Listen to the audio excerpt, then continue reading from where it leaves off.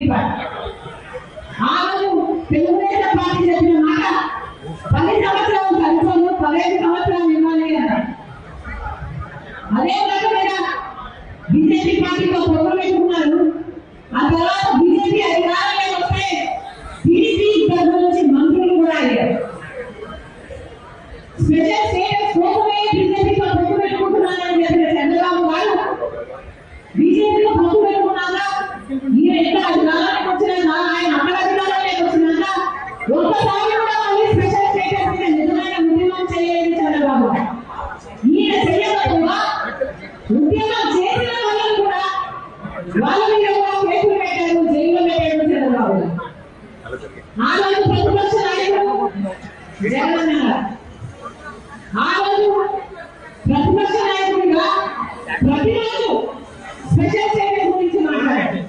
ప్రతిరోజు మనకు special status వస్తే మనకు ఫండ్స్ వస్తాయి, మన ఇన్ఫ్రాస్ట్రక్చర్ కట్టుకోవచ్చు అని చెప్పారు. స్పెషల్ స్టేటస్ వస్తే మనకు నిధులు వస్తాయి, మనకు ట్యాక్స్ ఇన్సెంటివ్స్ వస్తాయి, మనకు రాయితీలు వస్తాయి, ట్యాక్స్ డిడక్షన్స్ వస్తాయి, దానివల్ల పెద్ద పెద్ద పరిశ్రమలు వస్తాయి, పెద్ద పెద్ద పరిశ్రమలు వస్తే మన బిడ్డల ఉద్యోగాలు వస్తాయని ప్రతిరోజు ఉద్యోగం పెట్టారు జగన్ అన్నారు. ప్రతిపక్ష నాయకుడిగా స్పెషల్ స్టేటస్ ఏదో చూద్దాము అన్నారు. ఆ తర్వాత ఎన్నికలు వచ్చాయి. ఆ తర్వాత జగన్ గారు ముఖ్యమంత్రి అయ్యారు.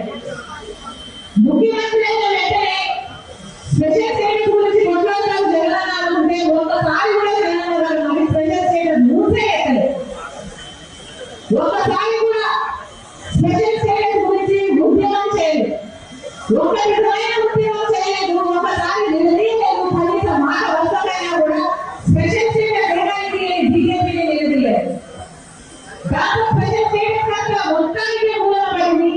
ఈ రోజు మన స్పెషల్ స్టేటస్ లేదు కదా, కనీసం ఒక స్పెషల్ ప్యాకేజీ కూడా లేదు.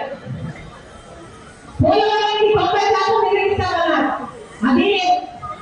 రాజధాని లేదు. చంద్రబాబు గారేమో ఒక రాజధాని అంటే జగన్ గారేమో 3 రాజధాని అన్నారు. ఇలా చూస్తే ఏ రాజధాని ఎక్కడ ఉందో ఎవరికి అర్థం కావట్లేదు. అసలు రాజధానినే లేకుండా పోయింది. అసలు రాజధానికి అర్థం లేకుండా రైల్వే జోన్లు అన్నారు, పెద్ద పెద్ద మాటలు చెప్పారు, ఉత్తరాంధ్రకు స్పెషల్ ప్యాకేజ్ అన్నారు.